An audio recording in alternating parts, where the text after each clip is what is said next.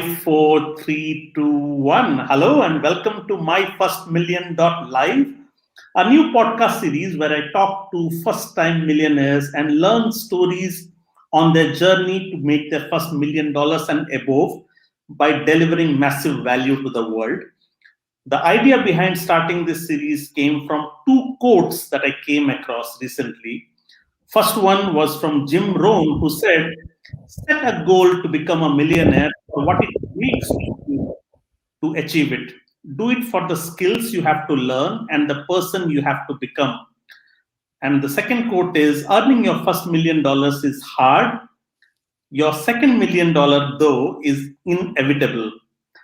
My guest today is the inspirational Ethan King, who has a rags to riches story, which we only see in storybooks, but here he is live with us. So he has this story. I do not know about his story. I just know that he began as a starving artist, and today he owns multiple $1 million businesses. One of which is he's the CEO and co-founder of Zia's Closet. Other is Stuff for Greeks. Mm-hmm. So during the conversation, we get to know more about that. He also serves as former Atlanta chapter president and global member leader in the nonprofit Entrepreneurs Organization, helping 14,000 plus business owners in 62 countries, growing them personally and professionally. Ethan King is a finalist in Best Self Atlanta magazine's over 40 and fabulous contest. Hi, Ethan. Welcome to my podcast. How are you doing today? Hey, Ravi. I'm fantastic. Thanks for having me on here. The pleasure is mine, Ethan.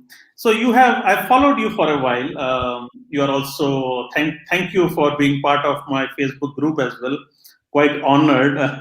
I know you're a busy man, but I love it when you engage and when you like and comment my posts. You don't have to do that, but it just shows that you are as normal as anyone else.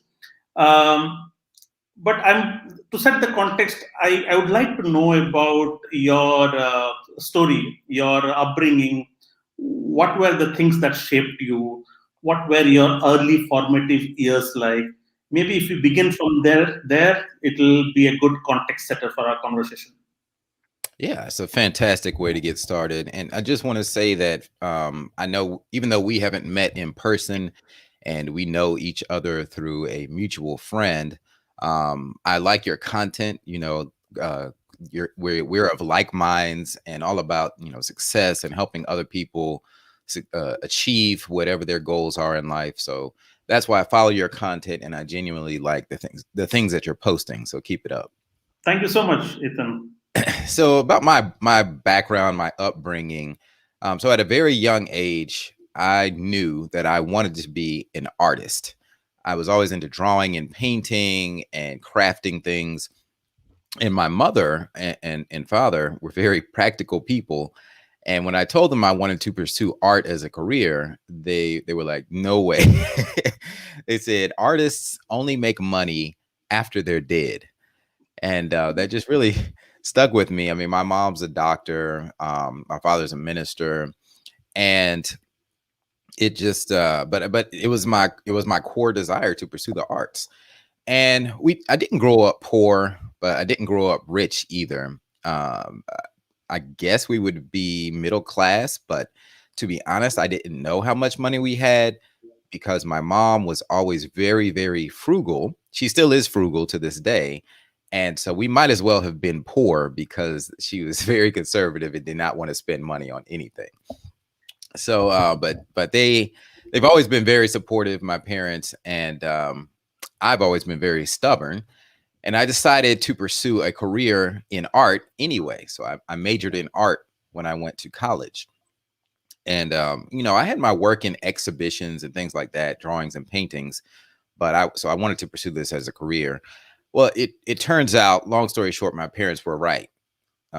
Artists don't make a lot of money growing up. It's a tough field to make a living in when you're drawing and painting and doing sculpture for a living. Now, there are some that excel, but it's very, very rare.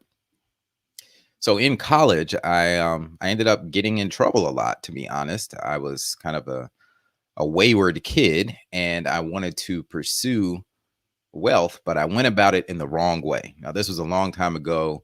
I did a lot of hustling and lying to authorities, and I actually ended up getting kicked out of college.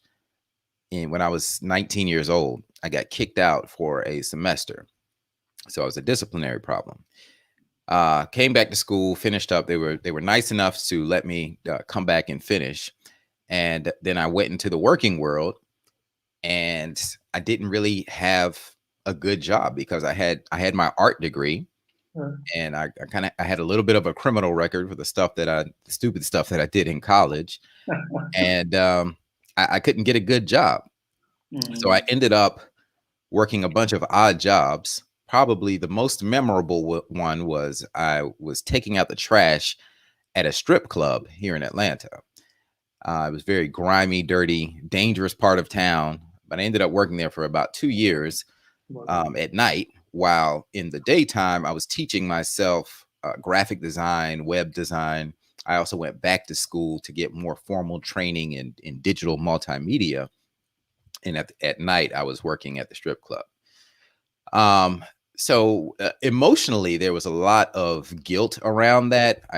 As I told you, my dad was a minister, grew up in a very Christian household. So I couldn't tell my parents where I was working. I just told them I was working at a bar at night. But as I continued to develop my graphic design skills, the DJs at the strip club would ask me to design the flyers and the posters to promote the strip club. So now I'm even more interwoven, and at this point, I'm using my talents to promote something that I already felt guilty about, right? So that while I was happy to be using my talents to get money, I still wasn't all the way there. I couldn't use this stuff in any of my portfolios or anything like that, right? So I felt a bit trapped in that lifestyle. Where I was earning money, but I couldn't be authentic. I couldn't be my true self. I couldn't spread my wings. And I felt like God was telling me, hey, there's more for you on the other side. You were meant for more than this. So did you have confidence, or did you have self-doubt? How was your confidence at that time? Were you hoping for a better future, or were you down in the dumps and trying to figure things out? Really trying to figure things out. It was day to day. I mean, some days were good, some days were bad. I felt, my confidence wasn't really an issue then. I knew that I would be fine financially. It was more of my conscience and more of my guilt that was holding me back, and potential, like realizing my full potential and not being limited to a certain space.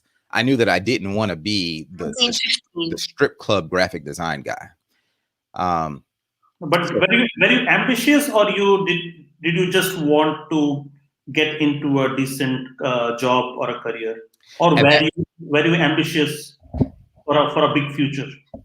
So you know what? To be honest, Robbie, at that time, I was just trying to get a solid job, just a full-time job, instead of working a bunch of little odd gigs and projects and being a freelancer. Right. So to be honest, Robbie, at that time, I wasn't saying to myself, oh, I want to be an entrepreneur. I just wanted steady income in my career, in my field. How old were you then? This would have been 22, early 20s. Got it. Something like that. Mm-hmm. So what happened next? My life took a big turn here. This was a pivotal moment. One night, I'm literally getting dressed to go to the strip club.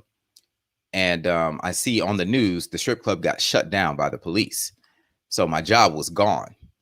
And it was the most surreal thing in the world. But so you would think that that's another sign from God, like, okay, you need to step out and do something else. But I was hard-headed, and I stayed in that industry, and I ended up working. I followed one of the DJs, ended up doing projects for other strip clubs in Atlanta. What God said I was being hard-headed. So here's what happened. One night, I was on my way to one of these strip clubs, and I stopped at a stop sign, and a guy approached my car, acted like he was asking me for directions, and he pulled out a gun and robbed me. He carjacked me at gunpoint, took all of my stuff, all of my belongings, all my equipment were in the car. He drove off. I ran for my life, and I literally felt like I saw my life flash before my eyes. I wasn't hurt or anything, Right. but it was a very, very scary and pivotal moment in my life. And that's when I said to myself, that's it. I'm done with that industry. I am going to focus on growing my career without it. I didn't know where I was going to get the money from because that was my source of income. Right. But I said, I'll have to figure it out. I'm never going back to that. And listen, Ravi, when I tell you that after that moment, my life changed and doors started opening, I don't think it was a coincidence at all. Like, I truly believe that I was coming more into alignment with my purpose. So let me tell you what happened shortly after that. I did end up getting a full-time job at a newspaper. I ended up being the lead graphic designer for that newspaper. Wow. And then I also picked up more freelance graphic design work from some big name clients like Tyler Perry. I don't know if you ever heard of him. He's a big movie director here. He just became a billionaire actually last year, but I ended up working with him way before he ever started making movies. And I ended up in a 10-year professional relationship with Tyler Perry Studios. As he continued to grow, we were doing all of the graphics for their playbooks. Nice. And then on the side, my girlfriend and I, who later became my wife, we started a company called Stuff for Greeks. In the US, we have fraternities and sororities, you know, like the collegiate Greek letter fraternities and sororities. And she was in a sorority in college. I was in a fraternity. So since I learned web design, we put up a website where we would sell Greek paraphernalia. And that ended up taking off and doing really well. So all of this goodness started happening like right around the same time, right after that carjacking incident. So that's kind of how my life unfolded. Do you want me to keep going, or did you want to throw in Keep going. questions? All right. So we so here, this is a really cool part of the story here. So as we continue to grow the Stuff for Greeks business, we bought our own embroidery machines. We started doing things in-house. We upgraded to a bigger home, and we put the business in the basement of our home. And we eventually outgrew the space. We had about 8 employees working out of our house, and the neighbors started to complain because all of the parked cars in the neighborhood. So So, so yeah. how did the idea for geeks come into? So you were happy with you were busy with your work. So did Mhm. you always want to accelerate and build something on the side just to maximize opportunities? Why did you start a side gig, or was it your girlfriend's gig? No, that's a great question. So I kind of glazed over that part when I told you that I went back to school for graphic design and web design.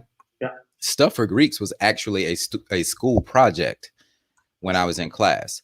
We had to create a website. We had to create a brand, a fictitious brand for this class. And since I had recently pledged my fraternity, that's all that was on my mind. So I said, oh, well, I can make this website for Stuff for Greeks and sell better gear like t-shirts, flyers, jackets, all that type of stuff for the fraternities and sororities all over the country. And I really didn't think it would be a real business. I did it for a school project. And we had to put up a live website. And that live website ended up getting orders from people across the country that I didn't know. So it was really kind of a cool twist. Where were you getting the products? Where were you sourcing the products from, or were you creating them all by yourself? What So were the products? yeah, I was just designing that at the time. I would just design the stuff. So it was a service-based company. And then I would tell the people like, hey, here's your design. So I'm selling you your design. Now you go get it made in your city, your local town. You go find someone to make your t-shirt, make your jacket. Got it. So people started coming back to me and saying, no, I don't. Oh, I want you to actually do it. I want to get the whole thing from you. Nice. And at first we would say, well, I don't know. We don't know how to make jackets. We don't know how to make t-shirts. But enough people started asking to where we finally listened and said, hey, if someone's, that's a sign from the universe. If someone's trying to hand you money for something over and over and over again, then it's probably a skill set that you have and that you should probably monetize. Right. So I eventually said yes. And I remember this girl paid us $200, and we had to figure out how to actually make her jacket now because we had just given her the design.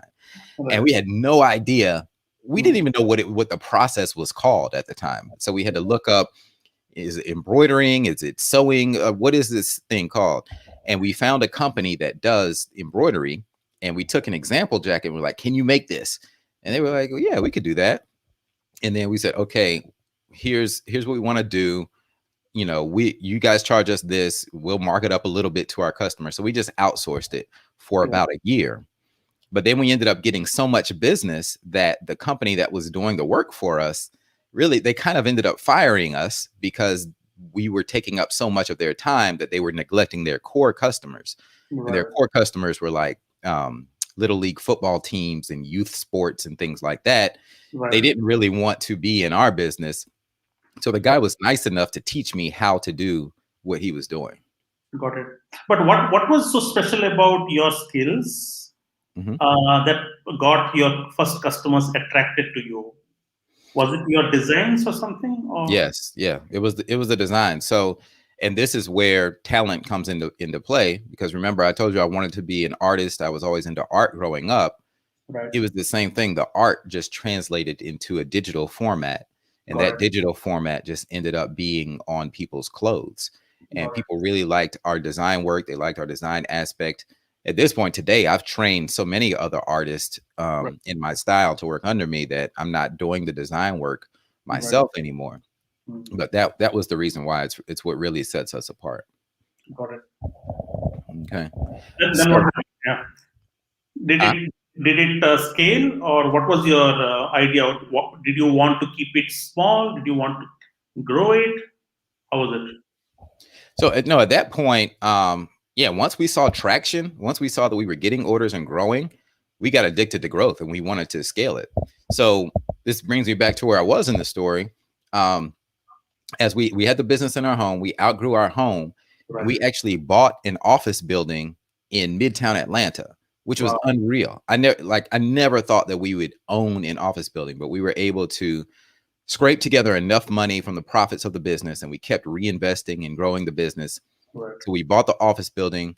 We moved all of our equipment and everything there, our staff there, and the office building had some extra space. And some customers had been asking us if we had a physical retail store that they could come and shop. So we said, well, let's use this extra space and open a physical store. So we did that. We decided to call that store Zeus's Closet, like the Greek god Zeus, Zeus. And the reason we didn't call it Stuff for Greeks is because we didn't want to limit the store to just the fraternity and sorority market. We wanted to expand to businesses, schools, uniforms, the film and TV industry, like anyone who wanted to get, is using the same equipment and the same design skills that we have, but it's just opening it to different verticals in a bigger market. So we opened Zeus's Closet in part of the building, and then we had our StuffForGreeks.com headquarters. At this point, we had become the #1 Greek store in the country. Like if you Googled Greek paraphernalia, we were always at the top. And we still are one of the top players, like the top 3. And then Zeus's Closet started picking up traction because not only were we getting the Greek business, but we were also getting the non-Greek sector, like restaurants and businesses and things like that, to get embroidery. So now we had 2 businesses going and scaling up and up and up. And we owned real estate. We still own the building today. Our headquarters is there today. Nice. And we started winning awards. We were in the newspaper for our business growth as we continued to scale. And here's a really cool part. As one of the awards that we won is called the Bulldog 100. And that recognizes the 100 fastest growing businesses of University of Georgia alumni. That's where I went to school. So we've been on this list 4 times now. Wow. It's an annual thing. But get this, the first time that we went and received the award, they called me up on stage, and the person who presented me with the award was the same president of University of Georgia who had kicked me out of college 10 years earlier. Wow. Yeah. So that was, to me, that was a sign like, yes, now I'm in alignment with my purpose. I'm doing the right thing. Right. And it was just a really magical moment of confirmation for me. That's amazing. However, your story sounds very, very dreamy. It's like everything fell into place and you just grew. What about the inside story? Did you have your share of challenges? Did you have your dark days while you were growing up? Because this is a service industry, right? So you had to procure raw materials, so, create products, sell them. What were the challenges in that story? Oh man, a long list of challenges. Where do I even start? Hmm. So I would say early on,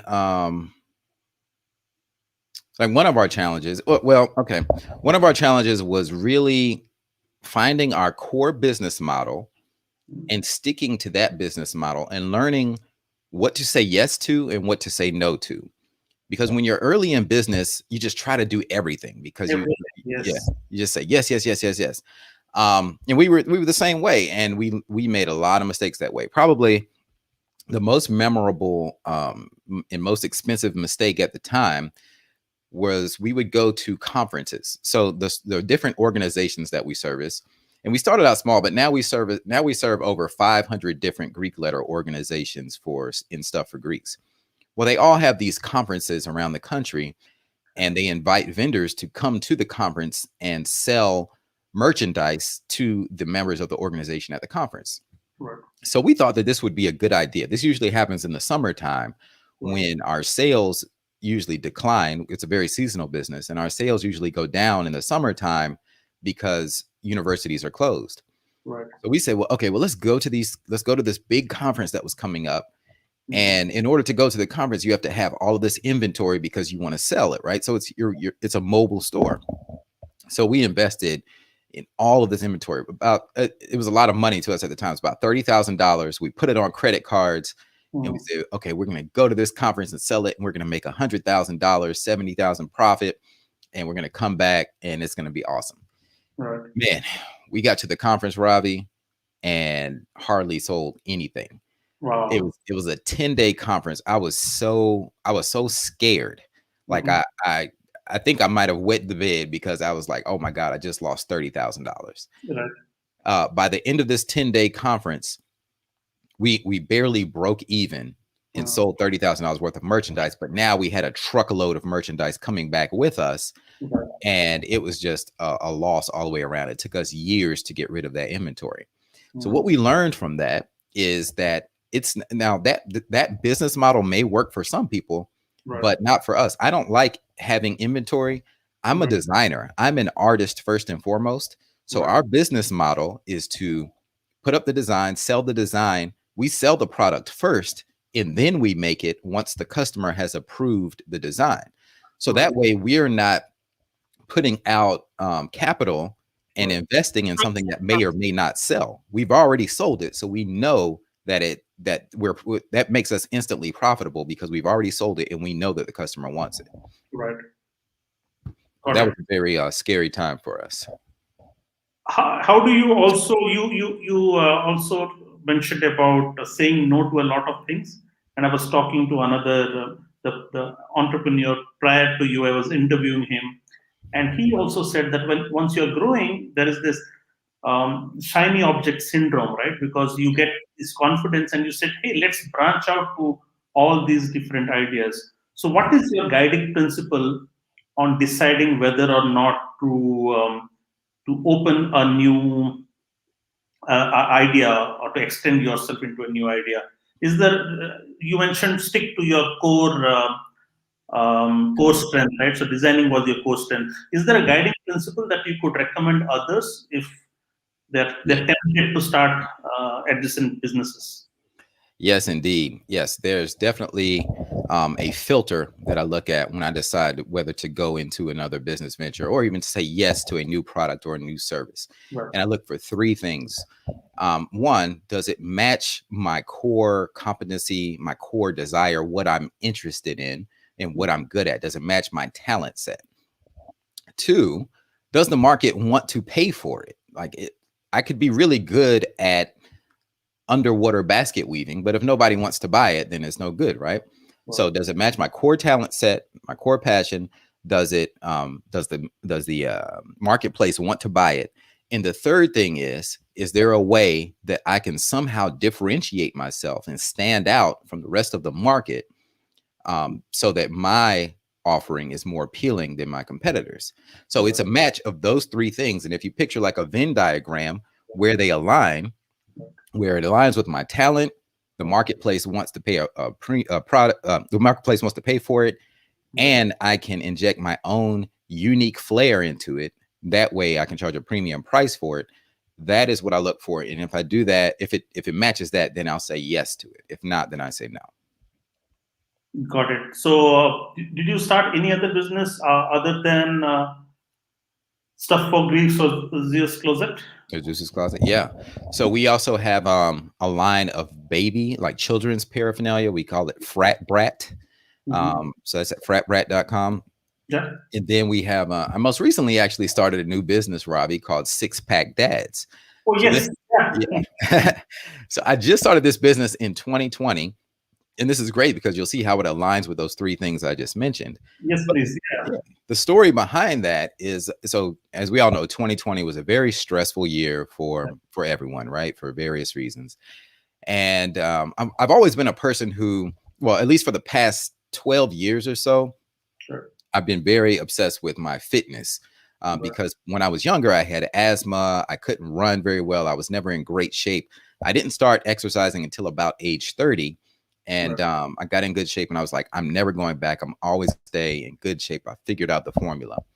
Well, in 2020, I got so stressed out. I was really scared. We had to shut down 2 of our retail stores for a moment and figure things out. It was just a very, very scary time. And then you had the racial turmoil.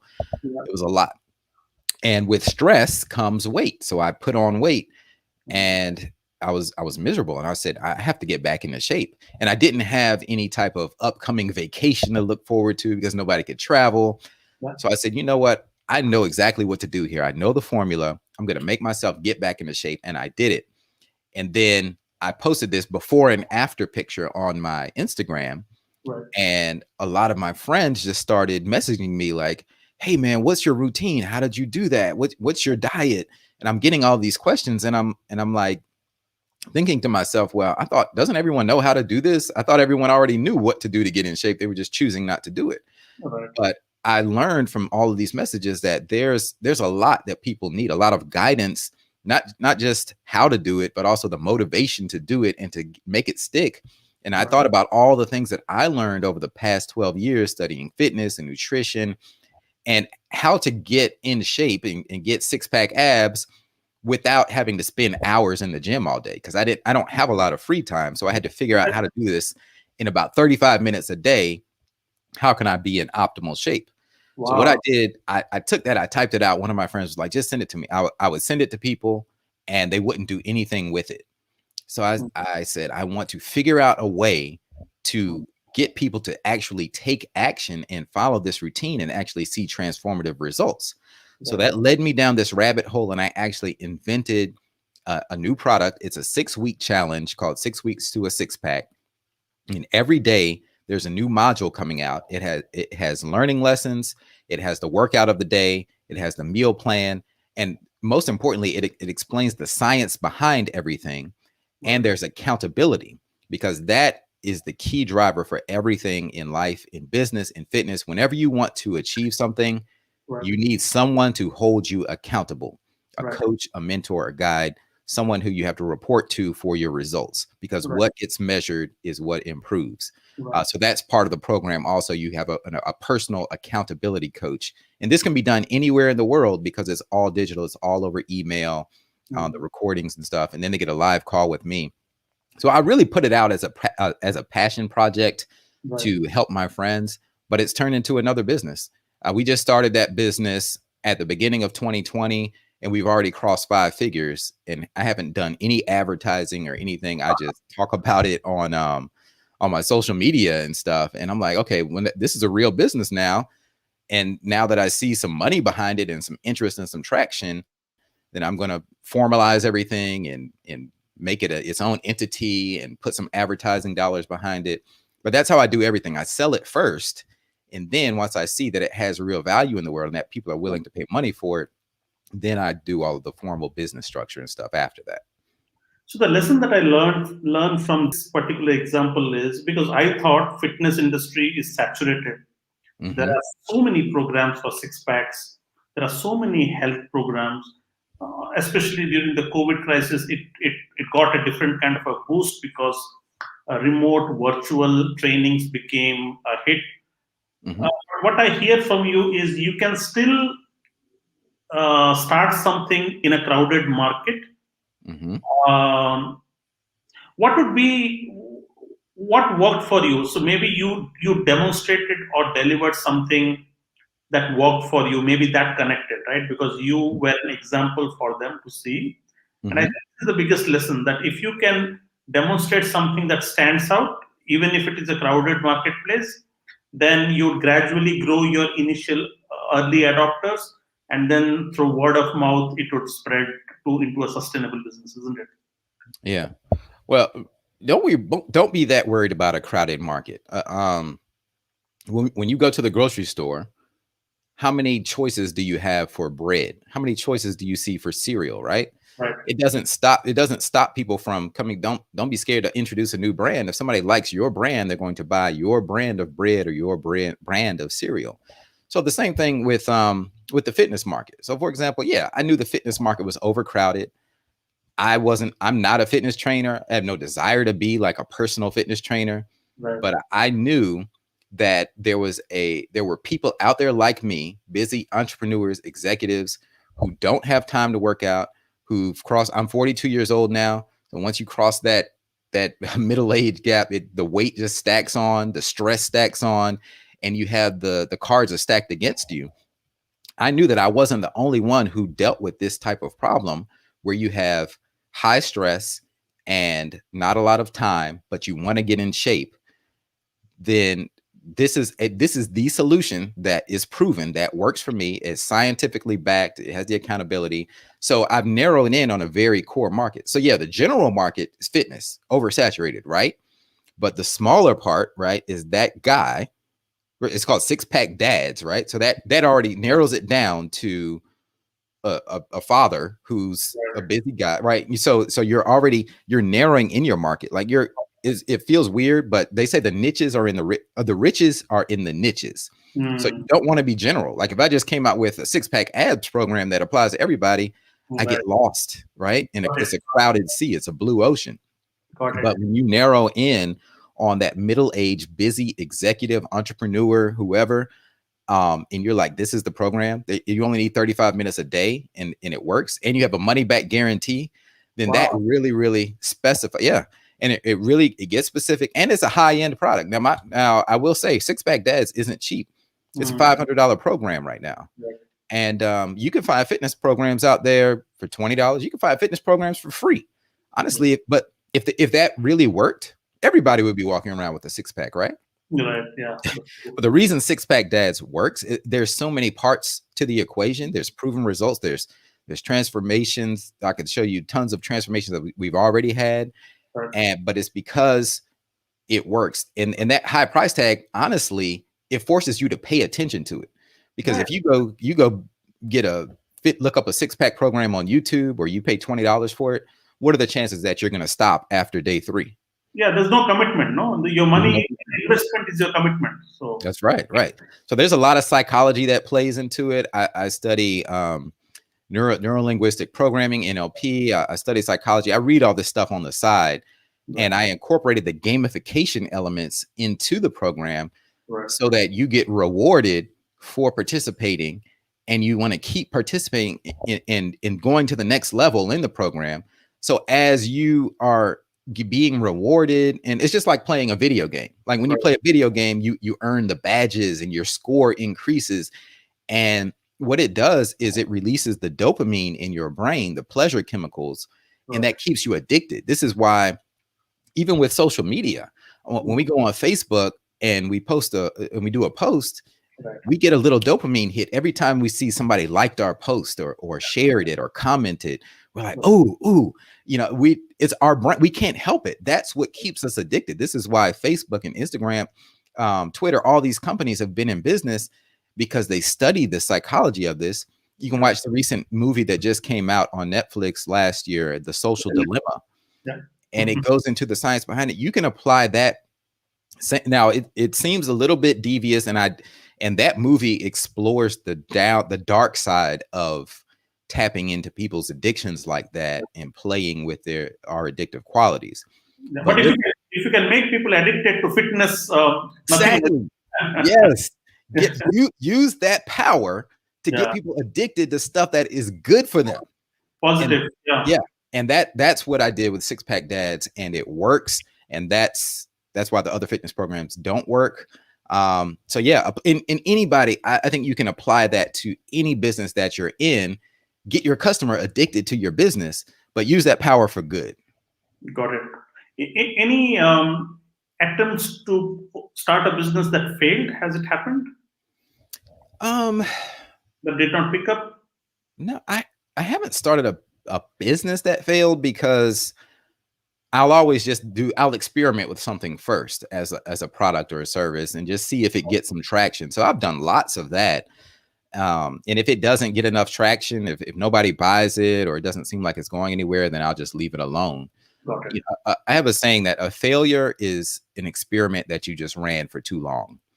So I see. That's a nice one. Huh? yeah, That's a really nice one. That means keep your risks low. Test it out when yeah, the stakes are less. Only when you see validation, then over invest, isn't it? Okay. That's a exactly. yeah. But we should always be experimenting and trying new things. Right.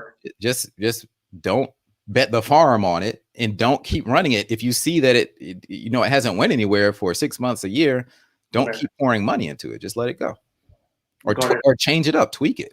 So for example, we have this one product that we came out with, and we called it Mug Stitch, like MUG Stitch. And what it was is portraits of people done in embroidery that they could hang on their wall.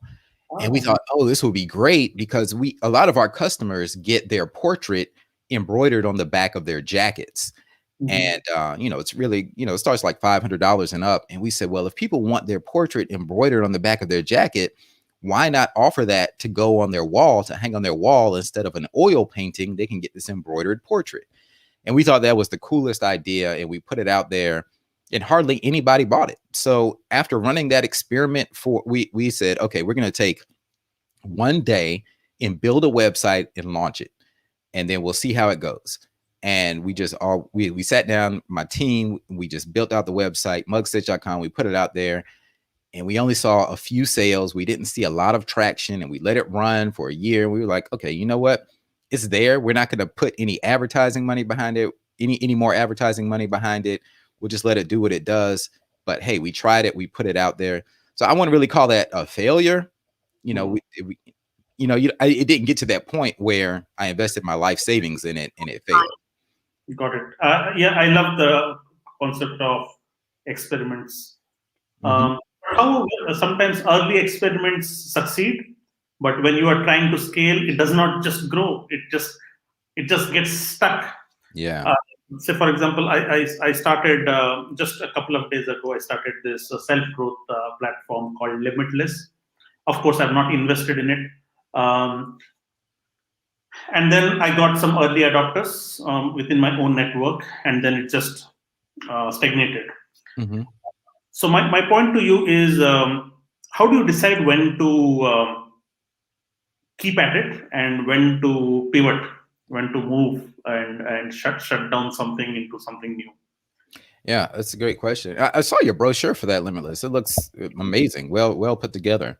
Yeah, thank Um, so what I say in situations like that, what I do is, especially if you have some early adopters, then great. Use that to tweak the program. Use them as your beta testers, right? What I call them is my founders. So I did this with Six Pack Dads. When I first launched Six Pack Dads, actually, let me go back. Before I launched it, when it was just an idea, I sent out a survey to my friends who had messaged me, and I said, would you be interested in a program like this? And I listed all of the benefits. It was just a survey. Yes, no. How much would you expect this to cost? And people would tell me, and I looked at all the survey results, and then I built my initial model of Six Pack Dads. And then when I invited people to join, I said, hey, you can get in at this price. They still had to pay several $100s, but it was cheaper than the $500 price. And I said, you can be one of my founders of the program. I use the word founders because it really meant beta testers, but I didn't like the word beta. You know, it just sounded kind of bad. It Or sounds more official to say, oh, I'm a founder of this. And I was very straightforward. I told them exactly what they were doing. I said, you get in at a discount and you give me feedback. The program is going to have some glitches. It's not 100% figured out. You're going to go in knowing that. You're going to give me feedback as we go and help shape this program. And at the end of it, you'll have lifetime access. You'll be a founder of the program and you'll have your six pack because you went through the program. And that helped me perfect it along the way so that now in round 2, it's like, boom, I know it works. It's solid. Any glitches, we've polished them. Everything is smooth sailing. I'm going to, of course, continue to iterate, but it gets better and better and better each time because I'm usually using feedback from my actual customers. got it. This is amazing. So be transparent to them and tell them that, hey, you know what, you are part of this a dream project, so to say, but it is not going to be anyway perfect. Just help us, be part of us, and just help us get better. So if Yeah. you're transparent to them, then they are also invested into it. Yeah. People Awesome. love to be a part of something big. You know, that's the number one thing about any type of leadership. Have a big vision, make it plain, and let people know what your vision is and invite them to be a part of that vision with you. You know, we're all here in this life and we're all marching forward. We all are going to meet the same fate at some point. But while you're here, you might as well be a part of something bigger. It gives us purpose. So, you know, a lot of people don't have their own vision, their own purpose in life, or they're scared. You know, everybody's not cut out to be an entrepreneur, and that's fine. But if you as an entrepreneur have a big, bold vision and you can invite people along to help you, people love that and they will help you. A lot of people will help you just for free. You know, they don't even have to get anything out of it. They just want to be a part of it. But just be transparent, be authentic, let people know what you're doing. Don't try to be shady about it, and you will get buy-in. Thank you for sharing that. Tell me something about your mindset, about you as a human being.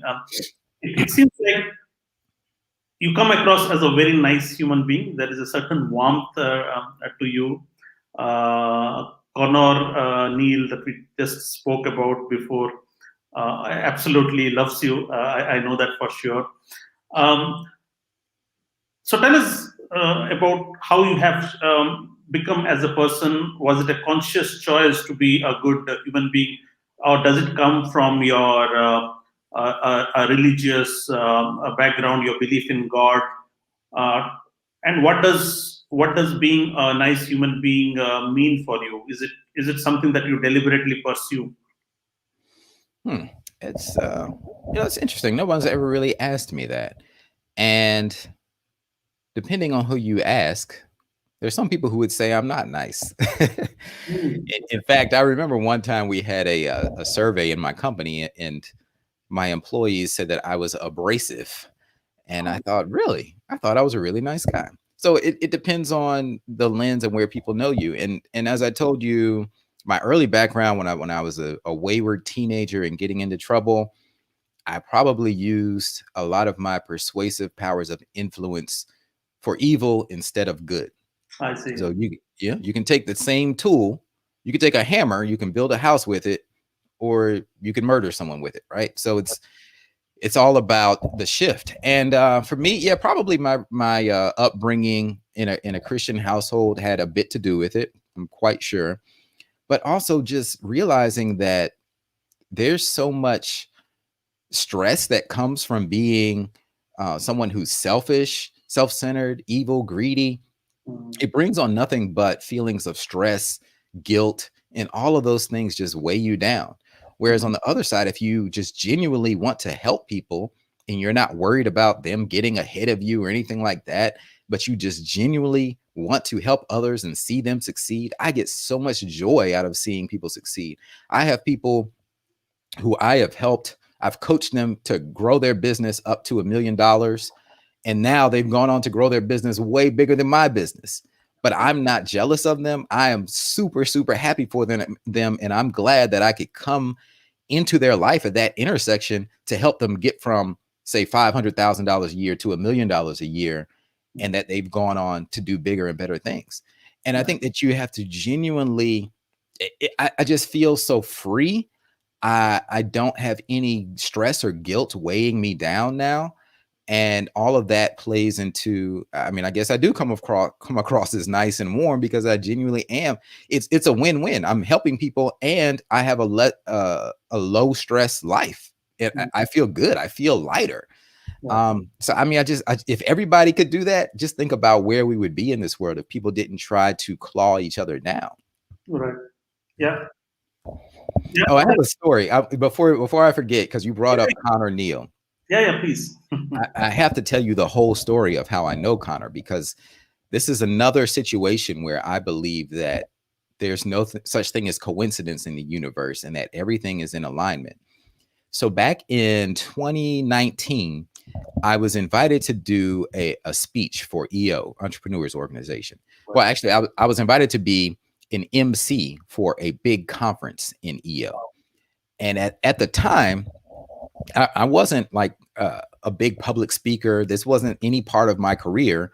I was just working in my business day to day. And I had been president of the chapter, and somebody saw my potential as a speaker, and they said, hey, I think he'd make a great MC for this conference. I said yes to it, but I was scared. I had no idea. I had never spoken in front of that many people. I think it was about 800 or 1,000 people or something that were going to be at this conference. And I didn't know what to say to even open up. I had to open up the whole conference. I was the first person who was going to be on the microphone. So I Googled, I put in YouTube, I said, how to start a speech. Wait, don't spoil it. Now, at the time, I didn't know him. Okay. But I Googled how to start a speech, and all these videos come up, and I watched every single one. And one of them, it was about 30 minutes. I watched from start to finish, and I applied exactly what this person said. I opened the speech with a genuine, heartfelt story. It was the same story that I told in this interview, but a shorter version of it. That's another thing. I only had 7 minutes to open this conference. So I applied that, and I got a standing ovation. Like, people were coming to me for the next 2 days of the conference. People were like, I was so moved by your speech. And this conference had so many top level speakers there. But so many people said, you know what, out of all these speakers, I was moved by your speech the most. And that just blew me away. It changed my life. And I never gave any other thought to those YouTube videos that I watched. And then a few months later, I applied to join another EO program called Global Leadership Academy. And I was accepted. Out of all the people in EO, only 30 people get accepted each year. So I was very fortunate. On day one, we had dinner. And at dinner, there was this Irish guy sitting next to me. And I said, I know you from somewhere. I've met you before. And he was like, no, I don't think, I don't remember ever meeting you. He's like, but I speak at a lot of conferences and things. I was like, no, I know you. Like, I felt like he was a long lost friend, and I was connected to him, but he had no idea who I was. And we went through, it was a 5-day program, and we were around each other the whole time. And I still didn't know where I knew him from. And after the end of the program, we all connected in a WhatsApp group, and he sent a link. He was like, hey, it was great to meet everyone. I really enjoyed knowing you. Here's a link to my YouTube channel if you want to follow along and keep in touch. And I went on his YouTube channel, and I saw one of the videos showed I had already watched it, and it was the how to start a speech video. And I said, oh my God, Connor, it was you. You changed my life before you even knew me. So that's another reason that I do things like this, because I just by talking and sharing your stories and like what you're doing, Ravi, you can impact someone across the world. Like, he was literally across the world and changed my life. And I want to do that for more and more people, and just keep that ripple effect going. Tell us a bit about Entrepreneurs Organization. What is it? How did you get associated with it? And how has it impacted your life? Oh, yeah. So Entrepreneurs Organization, also called EO, it was founded in 1987 by Vern Harnish. It was originally called YEO, Young Entrepreneurs Organization. The minimum requirement to join EO is you have to have a business that does at least $1 million a year in revenue. Mhm. So when I first heard about EO, my business was not at that level. Right. And I had a friend who was in EO, a college buddy, and he told me about it. And I was like, wow, your business is doing $1 million a year. And I was just like, well, if he can do it, I can do it. He was like, yeah, you should check out EO. And they have an accelerator program that helps you get to the $1 million mark. So I joined the accelerator program, and man, it changed my life. I mean, there were business lessons that teach you about people, cash, strategy, and execution. And then once you get to that $1 million mark, you can join EO. And then when you're in EO, you have not only access to the chapter events and the global and regional events, so you have access to this global network of 14,000 entrepreneurs right now. Right. I have great friends in other countries, in Australia and Singapore and Africa, all over the place.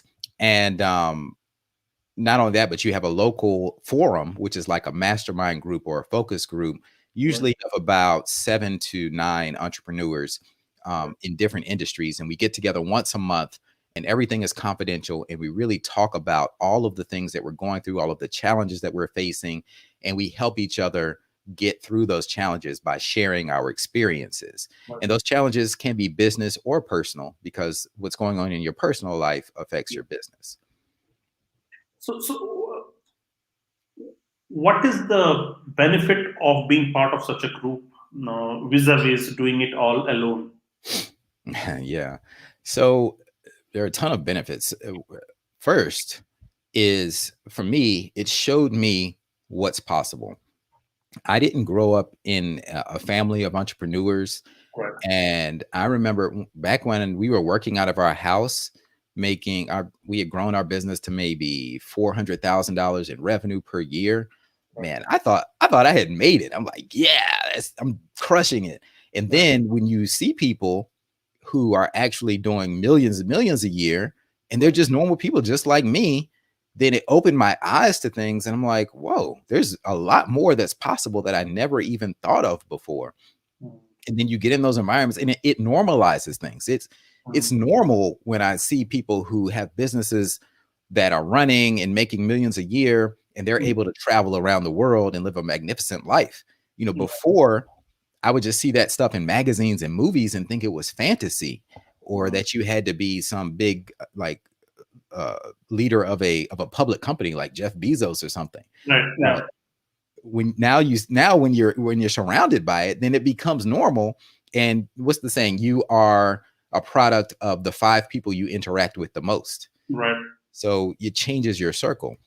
So that's the benefit of these peer groups like EO. And I highly recommend that you join one of these groups. If you're watching this, if you're going it alone, join a group of like-minded people, of people who are where you want to go, where you want to be, and surround yourself with them. Read books, listen to podcasts, watch shows, because those are all conversations that you're having. All I do is feed my brain. When I'm out running, I'm listening to podcasts and audiobooks from business leaders who are where I want to be. So I feel like these people are my friends, and we're just having conversations all the time. And then your life becomes that which you study. Right.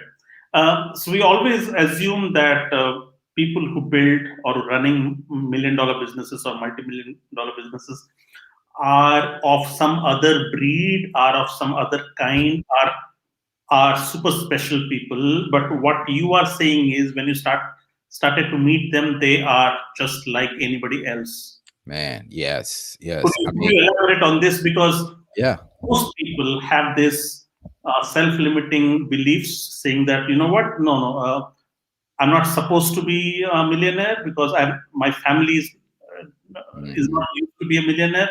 Millionaires are people from some other planets. So could you just elaborate on this a bit? Yeah. Yeah, when you talk about limiting beliefs, man, we all have those limiting beliefs. And that's the thing that I learned with EO. These people who are millionaires, multimillionaires, they put their pants on one leg at a time, just like I do. They use the bathroom just like I do. They if they get cut, they're gonna bleed just like me. And the thing about it is, everyone is very in EO is very transparent because we've all went through the EO training, Right. and we have this thing in EO called 5%. And what that means is, if you have 100% of your life, right, and most of it, say like 80% of it, you would share with anybody, you'd share with the world what's going on your social media, whatever, right? But then there's 5% on either end. You have your 5% good stuff that's happening in your life and your 5% bad stuff that's happening in your life that you're not going to share with anyone. You can't tell your employees about it. Maybe you can't tell your spouse about it because it's just that impactful to you. So Right. if you're not part of a group like this, you have no one to share the 5% good and the 5% bad with. Right. So one of the classic stories in EO, when you get in forum, there's this confidential atmosphere, and you might have, if you have 9 entrepreneurs around the table, there might be one person who's going through a divorce or a bankruptcy. That's that 5% on the negative side that people don't want to talk about or can't talk about with the public. Then the next person in the circle might be at a good time in their business, and they might be conflicted on what color carpet to get in their private jet. And these are the types of conversations that really happen in EO. I'm not making this stuff up. Like, this stuff really happens, and it could be within the same forum meeting. But people are that transparent and that vulnerable, and Right. you realize, well, one, you realize that success isn't permanent, and Right. neither is failure. Failure isn't fatal. Success isn't permanent. I think Winston Churchill said that. And you're going to have ups and downs in your business, ups and downs in your life. That's just how it goes. And you may be at a low point while someone else is at a high point, Right. but you just understand that you're at different points in the wave, and Right. it may be vice versa. So there's empathy, and you realize that we're all in this together, and everybody is super helpful and not competitive and not vindictive, and it's just a great environment to be in. Got it. So if these people are not special, they're as normal as anybody else. What was the reasons for them to be able to build $1 million business or multi-million-dollar business? What is it that made them successful? What are those traits other than super intellect or resources or backing and stuff like that? Well, there are obviously lots of different factors depending on your background and depending on the industry that you're in. So there's some people who are first time successful entrepreneurs who bootstrapped it, who didn't have any outside funding. There's some people who are third generation entrepreneurs where their grandfather started the business and now they've handed it down to them. So No, everybody's a little first time entrepreneurs. first time entrepreneurs. So here are some of the common traits that I see in first time entrepreneurs. First is ambition, relentless ambition, and a belief that if somebody else can do it, then I can do it. The second is a clear desire for freedom. What I found in talking to most EOers, most entrepreneurs, is that we are driven by freedom. We don't want to have to be any particular place at any particular time. We want to do what we want when we want to do it with no restraints from finances, from time, or freedom in relationships. That seems to be a core.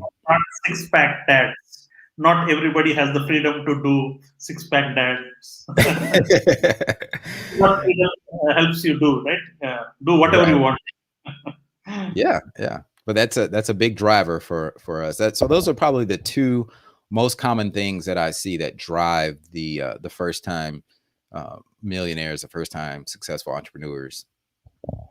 So most people begin their careers when they're young, early 20s. They have this ambition and the desire, and they get into jobs, and then family happens, kids happen, and then there comes a point of time, especially in the late 30s and 40s, early 40s, they just settle down. Okay. You don't seem like a person who is settling down. So do you see a pattern where people who are relentlessly successful and they don't. These are the people who never settle down. Have you seen this as a pattern across entrepreneurs that you meet? Most definitely. Most definitely. I read a book. I think the name of the book is actually Relentless. It's by the coach of Michael Jordan. Is the guy And Kobe Bryant. in Kobe. Yeah, oh, you read it. One of my favorite books. But the common theme that I see is that from that book and people I see and I know in real life is after you've achieved a level of success, the first question is, okay, what's next? What's next? What's next? And that's the question I'm always asking myself. When you talk about settle down, I mean, what am I going to do? Retire? What would I do with my time after that? Because I believe I really don't ever plan to retire in the traditional sense of the word, where I just sit back and do nothing. I always have to do something to stimulate my brain, have a goal to move forward to. Look, I plan to live until I'm 120 years old. And I believe that people die when they stop, aside from a freak accident or anything, but I believe people die when they just stop living, and living is continuing to move forward, build new things, continuing to have more impact in the world, help more people. So it's a continuous thing. I can't picture settling down because I feel like when I stop moving, that's when I'm going to die. Right.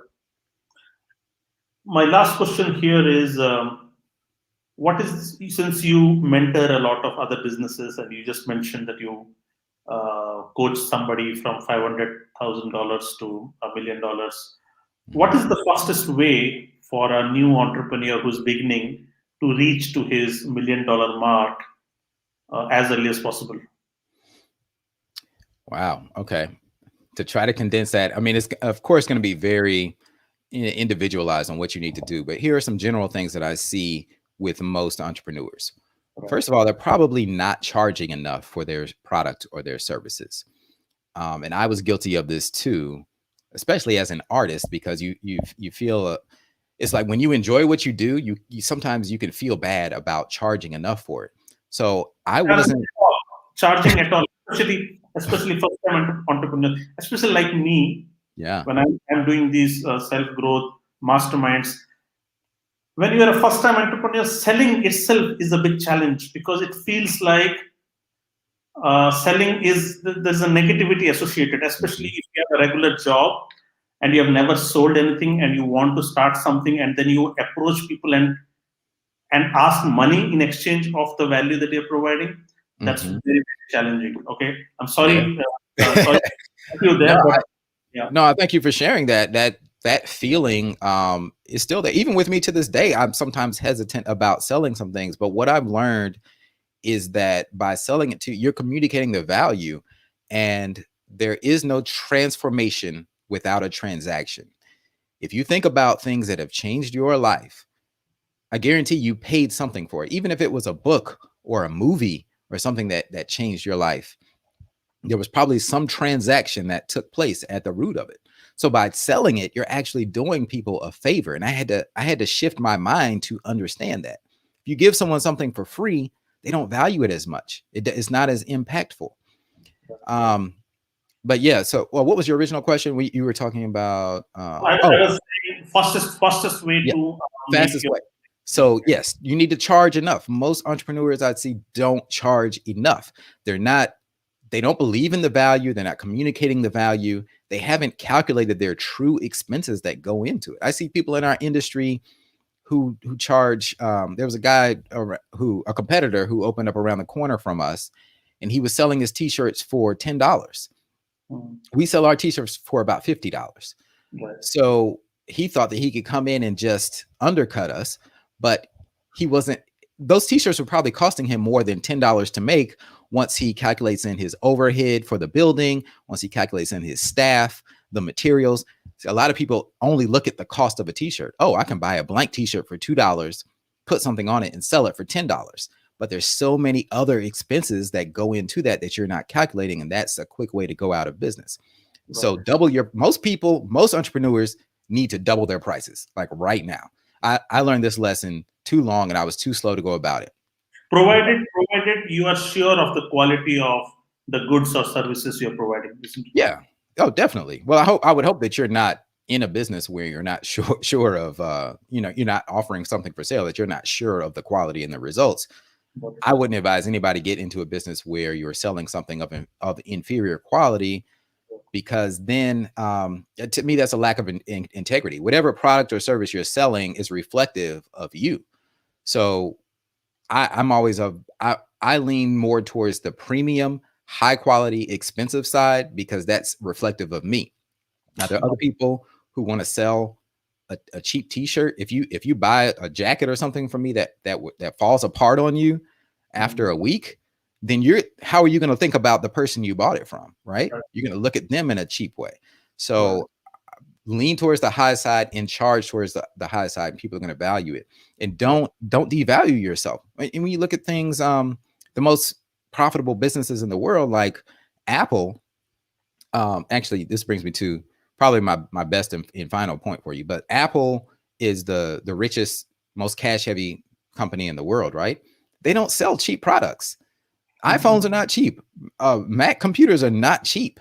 They sell premium products, but they deliver a premium experience as well. Right. So my final point is that if you think of this triangle, you have good, you have fast, you have cheap. You can only pick two. Right. Where businesses go wrong is they try to be all three in the triangle. And there's no way, like if that triangle is a perimeter, you can't be at all 3 points at the same time. So choose where your business, where your brand is going to fall. If you think about a company like McDonald's, they're fast and cheap, right? That's their brand image. That works for them. Now, is McDonald's food good for you? Nope. Is it even premium? Nope. Starbucks, when it comes to relative to the cost of a cup of coffee, Starbucks is pretty expensive, right? I can make my own cup of coffee at home for a few cents, but people go and pay $5 for a Starbucks cup of coffee because of the experience, because it's of the community, because of there's so much about it. It's the third place. So in the realm of coffee, Starbucks is at the top, at the good part of it. It's not cheap. I guess it's kind of fast. It depends on the day, right? So you decide where you want your brand to fall. And I've decided I always want to be in that good quadrant where people are willing to pay a premium. I never want to be in that cheap quadrant. And in my business, you can actually, like in Zeus's Closet, you can pay an extra fee to rush your order. And so we're good and fast. And that you have to decide where you want to be. Don't try to be all things to all people. Got it. So price, and how about scalability? How do you scale? Because if you want to get to $1 million, you have to scale. You have to get 1 million customers, or maybe 500,000 customers, or 250,000 customers. How do you scale? Here's how you scale in a 1 minute nutshell. To scale, you have to eat. EAT. You look at all the tasks that you're doing in a day, because as a small business owner, it's usually just you starting out. You're the only employee. You're doing everything. In order to scale, you can't do everything. That's not scaling. So you look at every task that you do and you decide, well, first, should I eliminate it? Is it actually generating revenue? Is it contributing to my overall vision of the company? If not, then eliminate it. If you can't eliminate it, then two, try to automate it. Use services out there like Zapier, IFTTT. These are things that can do tasks for you, like posting to social media, and they can automate like 90% of that. You can automate email marketing with Infusionsoft, ClickFunnels, things like that. Use software to automate as much as you can. Right. If you can't eliminate it, if you can't automate it, then train someone else to do it. That's the T. You document your systems step by step. So whatever you're doing, so let's say you're spending a lot of your time cleaning the bathroom as a first-time entrepreneur. Right. Well, you need to train someone to clean the bathroom, because that time you're spending cleaning the bathroom, you could be making a sale, or you could be improving your website. You could be launching a new product. Right. All of those things add up. That when you're doing things that are not revenue generating or contributing to the growth of the company, you are taking away from scaling. So you hire people gradually to do those menial tasks that you can outline in 1, 2, 3, 4, 5. Here's how you clean the bathroom. 1, 2, 3, 4, 5. Here's how you respond to customer emails. 1, 2, 3, 4, 5. Here's how you answer the phone. And you hire people to do these tasks. They don't have to be full-time people. It could be a part-time person or a contractor for each one. Right. The more you do that, it frees you up to do the big picture revenue generating stuff. And then you hire more people to do that as well. And you gradually keep scaling that way. Excellent. How do you, last question, I'm being mindful of your time here. Oh, it's all good. Two questions. How do you plan your business goals? How do you ensure that do you like different businesses, different business owners have different styles, different goals? Are you the aggressive types who just 10x their businesses every year? You don't have to, but what is your style? How do you set your business goals? And then I have another last question. Okay. Yeah. For me, I've had mixed results when trying to apply a number to my business goals. Of course, I would love to grow exponentially, right? So starting out, my goals were always exponential. So if I did $100,000, like, okay, well, next year we're going to do 200,000. And then we hit 200. It's like next year we're going to do 400,000. And you can actually have exponential growth for a while, especially as a small business. As you start to get traction, we actually were doing that. But then you get to a point where it's like, oh, okay, well, we did $1 million this last year and we did 1.2 million this year. So that's not exponential anymore. So then it starts to get tricky, and it's like, okay, well, what is it that you really want to do? Do you want to keep reinvesting more into the company to keep scaling it and growing it this way? Or sometimes people get to a certain point where they're comfortable with the lifestyle and with the size of their business, and maybe they don't want to grow it anymore. Maybe they're making $400,000 a year, and it's like, you know what, I'm good with this. I don't want to create more problems. So then it becomes a lifestyle business, and there's nothing wrong with that. So you have to just decide how aggressively you want to grow, because in order to grow, you're usually pouring your profits back into the company to grow it. You're reinvesting the dividends, or you're bringing in money from the outside. Right. So I always, because I'm a growth mindset, I always thought growth is life, and I should never settle down saying that, you know what, I'm comfortable, because I feel that if you're not growing, you're dying, and your personal growth is proportional to your business growth or career growth or whatever it is. Is that true, or you can still settle down with a decent business and still grow as a person? Yeah, well, both are true. I do believe that if you're not growing, you're dying. Right. However, I don't necessarily think that you have to keep growing the same business if you don't want to. And maybe you have one business where it's like, okay, well, I'm fine with the size that this business is, but I want to grow this other thing, or I want to grow personally and professionally. Maybe you can grow through traveling around the world and expanding your mind. So growth is many different ways. And so you have to think about growth as a company, as a business entity, and then growth for yourself as a person. And look, you only get, we're only here for a short amount of time. I believe in growth as a person, and you grow your business and you might grow another business. So there's different ways to scale. But people who you see with these huge companies, they double down and they keep reinvesting in the same thing and don't waver from it. And that is the key to scaling up. You choose that one business and you're like, I'm going to keep scaling this business this way. And it's going to, whatever you focus on in life is going to expand. So if you want to scale your business, then you can do that. You focus on scaling that particular business and be relentless with it. I mean, there are pictures out there of Jeff Bezos sitting in the old Amazon office back in 1997 or something. And it's just him and a bunch of crates. And now look where he's scaled Amazon to. But it's because he doubled down and he focused on relentlessly growing Amazon.com. Got it. My last question here is, what are your next 10-year goals? Oh, man. 10-year goals. Wow. So let's see. Or maybe immediate goals. So because I'm a 10-year freak, I usually ask people, what are your 10-year goals? Because for me, a 10-year goal is a good enough roadmap, a good enough time frame to become or achieve whatever you want to achieve. That's why I usually ask them. So do you have the vision of your next phase of your life at all? I do actually. Of course, it's not crystal clear, because of the farther a vision is out, the more blurry it is. It gets it gets clearer as you get closer to it. And man, if there's one thing I've learned from 2020, it's that things can change very quickly and very unexpectedly.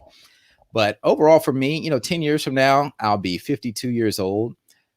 What I hope to be is even more of an advisor to others, more of a mentor to others on a global scale.